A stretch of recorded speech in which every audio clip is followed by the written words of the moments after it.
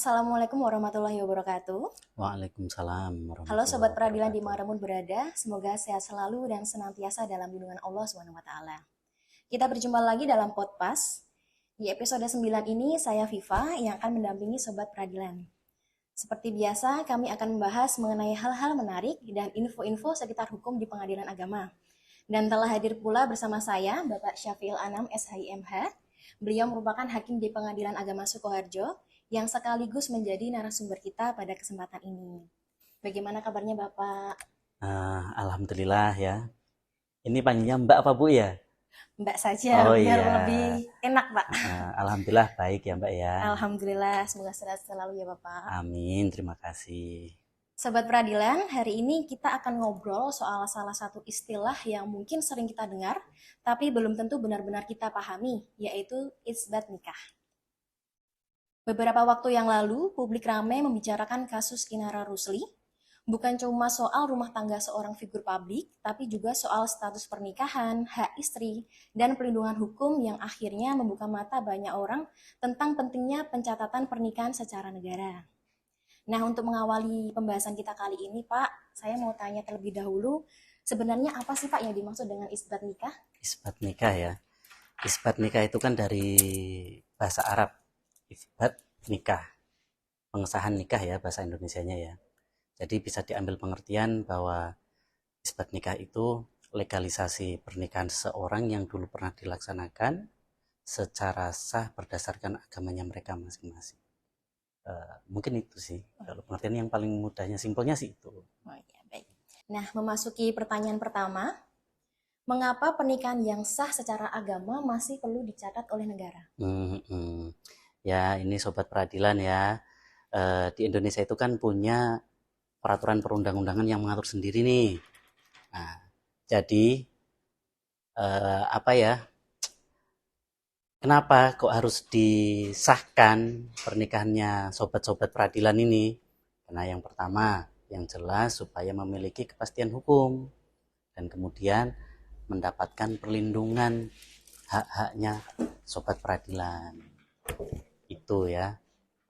Ya, kalau dijabarkan lebih apa ya namanya ya, melebar lagi ya. Mungkin yang pertama untuk memberikan legalitas formal sehingga pernikahan tersebut diakui secara hukum negara. Itu ya, Mbak ya. Kemudian yang kedua, pencatatan ini menjadi dasar perlindungan hukum terutama bagi istri dan anak sobat peradilan. Itu misalnya nanti nih amit-amit ada perkara waris, kemudian ada apa lagi ya, pengakuan anak, nanti ada nafkah-nafkah istri, nafkah anak. Nah itu kalau nggak ada pengesahan nikah, nanti kita yang kesulitan, kita yang repot. Itu tadi yang keberapa ya? Kedua ya Mbak ya, yang kedua. Kemudian yang ketiga, kenapa harus dicatatkan ya? Yang ketiga itu supaya kita memiliki dokumen resmi. Nah, dokumen resmi ini kan nanti wujudnya buku nikah ya, sobat peradilan ya, buku nikah. Itu nanti kaitannya dengan urusan administratif. Misalnya, sobat peradilan ini nanti mau ngurus kartu keluarga. Kalau alhamdulillah sudah diberi momongan, nah untuk ngurus akta kelahirannya anak-anak juga sobat peradilan. Itu jadi lebih enak semuanya daripada nanti ngurusnya di belakang kesulitan. Nah, pas mau dibutuhkan kita malah ribet sendiri, riweh. Nah kan itu mending dari awal. Kemudian ya sobat peradilan nih perlu diingat bahwa tanpa pencatatan pernikahan bisa dianggap tidak memiliki legalitas, tidak memiliki kekuatan hukum di mata negara. Tuh, sehingga berpotensi memiliki apa ya? Berpotensi menimbulkan kesulitan di kemudian hari. Itu ya. Mungkin itu sih. Baik. Kemudian apa saja syarat dan dokumen yang harus disiapkan ketika akan mendaftarkan perkara isbat nikah, Pak, di Pengadilan Agama? Kalau untuk syarat-syarat administratif ya, syarat-syarat administrasi pertama nih, karena kan nanti macam-macam. Kalau untuk pendaftaran aja mungkin ya sama kayak yang lain-lainnya. Ada fotokopi KTP, terus ada kartu keluarga kalau sudah bergabung si laki-laki, si suami dan istri ini sudah jadi satu, berarti kan cukup satu kakak. Tapi kalau belum menjadi satu ya, berarti nanti kartu keluarganya masing-masing. Itu KTP ya, fotokopi KTP, kartu keluarga yang tercantum ada namanya sobat peradilan, si suami dan si istri. Kemudian selain itu, ada surat keterangan dari KUA setempat bahwa sobat peradilan belum pernah melakukan pencatatan nikahnya. Nah, selain dari KUA ada lagi surat keterangan pernah melakukan pernikahan secara siri itu ya. Kalau orang-orang kan mungkin terkenalnya siri itu ya. Nah itu, tapi itu yang nanti mintanya di kantor desa atau kelurahan. Jangan lupa minta mengetahui dari kecamatan ya. Kemudian selain itu apalagi ya yang biasanya ya, akta lahir anak. Kalau setelah menikah ternyata sobat peradilan ini sudah memiliki anak. Selain itu apalagi ya, nanti sih ketika apa ya namanya ya, ketika sudah proses persidangan, bukan syarat-syarat di awal ya. Kalau mau saat sudah proses persidangan biasanya kami minta untuk pembuktian. Nah, pembuktian itu nanti bisa dari keterangan saksi minimal 2 orang. Selain itu ada bukti-bukti yang lain, bukti tertulis. Bukti tertulisnya apa? Misalnya ternyata salah satu pihaknya nih sudah pernah menikah. Nah, sudah pernah menikah ini jadi kan dia ada 2 kasus. Yang pertama dia cerai hidup atau cerai mati. Kalau cerai hidup berarti sobat peradilan wajib melampirkan akta cerai. Harus akta cerai, bukan salinan putusannya ya. Akta cerainya ya, akta cerainya. Kemudian apalagi kalau cerai mati berarti nanti sobat peradilan melampirkan akta kematian pasangan sebelumnya. Kalau akta kematiannya belum diurus, sobat peradilan segera urus supaya tidak terkatung-katung, nanti lupa. Itu. Jangan pakai surat keterangan mati ya. Pakai akta kematian itu ya. Kemudian apalagi? Ternyata dari pernikahannya ini masih ada tapi belum ada yang meninggal. Jadi mintanya apa? Putusan atau penetapan izin poligami dari pengadilan. Mungkin itu sih. Nah, baik. Kemudian berdasarkan pengalaman Bapak sebagai hakim pemeriksa perkara isbat nikah, nah biasanya dalam kondisi apa isbat nikah itu diajukan, Pak? Itu ya, dalam kondisi apa saja ya. Biasanya sih kalau yang biasa kami terima itu rata-rata alasan pengajuan isbat nikah. Yang pertama, untuk pengurusan akta lahir anak. Yang paling banyak itu untuk pengurusan akta lahir anak. Kemudian ada juga yang lain, apa namanya, untuk mengurus ketika ada pihak atau orang yang merasa bahwa pernikahannya itu tidak jelas, makanya dia mengurus itu isbat nikah. Selain itu untuk mengurus warisan. Tapi yang paling banyak memang untuk pengurusan akta kelahiran anak, itu yang paling banyak. Karena kan kalau sekarang ini anak mau sekolah semuanya minta akta lahir ya. Akta lahir itu kan bisa diterbitkan kalau ada buku nikahnya. Nah, sementara buku nikah ini baru bisa diterbitkan kalau pernikahannya tercatat. Nah, kalau tidak tercatat berarti kan harus ngurus isbat nikah dulu, pengesahan nikah dulu di pengadilan. Nah, ya semua itu kan berkesinambungan sih. Jadi ya kalau bisa ya sobat peradilan tertib aja. Jangan menggampangkan semuanya, jangan. Kemudian apalagi ya,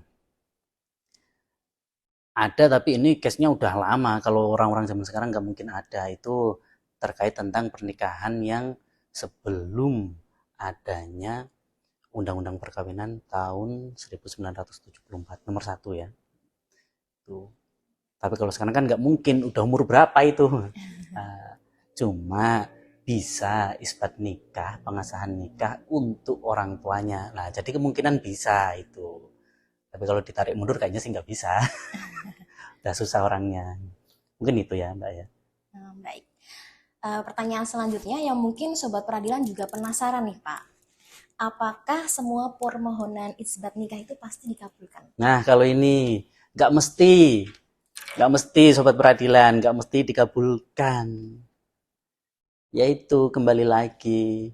Kalau bisa membuktikan, nah itu nanti ada pertimbangannya kami. Bagaimana ya saya mau menjawab kalau bisa membuktikan pasti dikabulkan, itu pun nggak mesti. Nah, itu juga intinya ada dua, bisa kabul, bisa tolak. Intinya itu ya, nggak mesti semuanya. Yang penting mungkin Sobat Peradilan dari awal mengajukan surat permohonan isbat nikah ini jujur, transparan ke petugas kami, ngomong apa adanya. Nah, jadi nanti ketika Sobat Peradilan ini bersidang, ketika agenda pembuktian, jadi enak. Nah, biasanya orang-orang itu bawa saksi yang nggak tahu, nggak paham. Nah, itu yang jadinya nggak kebukti. Nah, seperti yang tadi saya bilang, kalau tidak bisa membuktikan ya pasti tolak. Nah, kalau bisa membuktikan ya nggak tahu lagi hasilnya. Itu, gitu ya. Baik. Pertanyaan selanjutnya nih Pak. Apakah isbat nikah itu bisa diajukan bersamaan dengan gugatan cerai?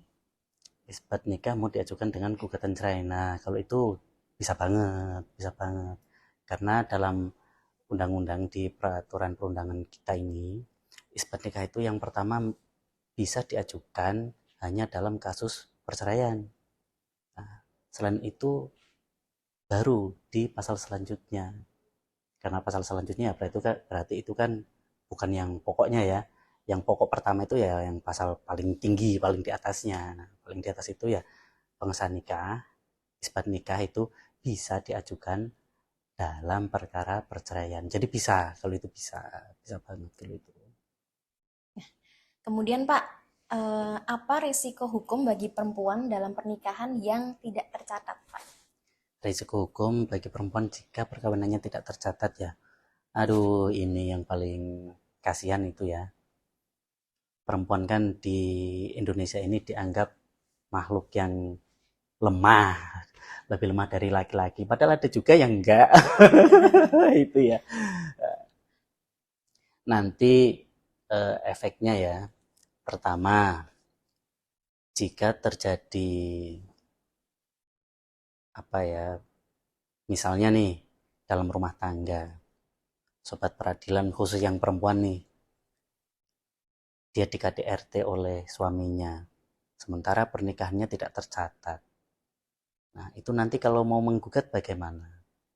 Sementara alat bukti pernikahan itu yang sah diakui di Indonesia buku nikah. Kalau bukan buku nikah, bukan. Nah, alat bukti yang sah itu ya buku nikah. Jadi harus tercatat. Itu yang pertama ya, kalau ada sengketa ya. Kalau ada sengketa pasti perempuan yang dirugikan. Yang kedua, misalnya ternyata nanti ditelantarkan juga. Mau nuntut nafkah ke suaminya bagaimana? Pasti nggak bisa kan? Nggak bisa. Dia mau nuntut nafkah maju ke pengadilan. Dia ngajukan gugatan nafkah ke suami.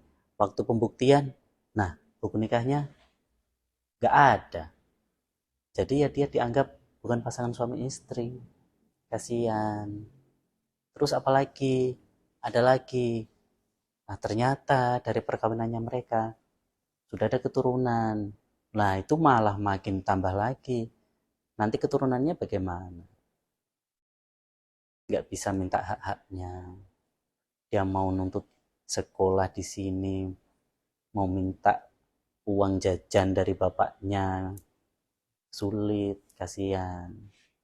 Belum yang model tipe-tipe laki-laki galak ya, kalau yang galak, wah itu kasihan perempuan dan anak. Yang jadi korban ya pasti perempuan dan anak.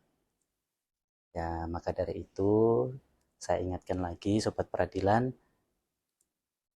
tertiblah administrasi. Itu ya. Jangan sampai sobat peradilan ini nanti menyesal di kemudian hari. Baik, mungkin cukup ini dulu Pak pertanyaan dari saya. Nah, begitu Sobat Peradilan seputar isbat nikah, dapat diambil kesimpulan bahwa isbat nikah bukan sekedar proses administratif, melainkan jalan hukum untuk menghadirkan keadilan bagi mereka yang pernikahannya sah secara agama tetapi belum diakui oleh negara. Dalam prakteknya, isbat nikah sering diajukan bukan saat keadaan baik-baik saja, melainkan ketika konflik muncul seperti perceraian, hak anak, nafkah, atau harta bersama. Nah, kemudian mungkin ada closing statement Pak untuk podcast hari ini terkait apa yang harus dipahami pasangan sebelum memilih pernikahan tanpa pencatatan negara. Ya, terima kasih ya. Ini pesan saja nih dari saya untuk sobat peradilan ya. Untuk sobat peradilan yang punya pikiran mau nikah siri, pernikahannya tidak tercatat, tidak dicatatkan di KUA, nah, saya sarankan jangan lakukan itu. Karena itu nanti coba bayangkan sobat peradilan ketika sudah memiliki keturunan, nah keturunan sobat peradilan ikut jejaknya seperti orang tuanya. Yang mana dari tadi sudah saya sampaikan ya di awal-awal, banyak negatifnya di pernikahan yang tidak tercatat. Banyak negatifnya, banyak madorotnya. Nah, ketika ada madorot ya harus dihindari. Satu saja ada madorot itu harus dihindari. Itu ya. Ingat, jangan pernikahan tidak tercatat. Karena itu bisa merugikan sobat peradilan dan keturunan sobat peradilan sendiri. Itu saja kalimat umum. Terima kasih, nanti bisa dicerna oleh sobat peradilan yang pintar-pintar semua, karena semuanya pasti pintar kalau sobat peradilan saya. Baiklah, terima kasih Bapak atas bincang-bincang santai namun insya Allah membawa manfaat kepada sobat peradilan semua, khususnya di Sukoharjo. Saya Viva pamit undur diri, sampai jumpa di episode podcast selanjutnya. Wassalamualaikum warahmatullahi wabarakatuh.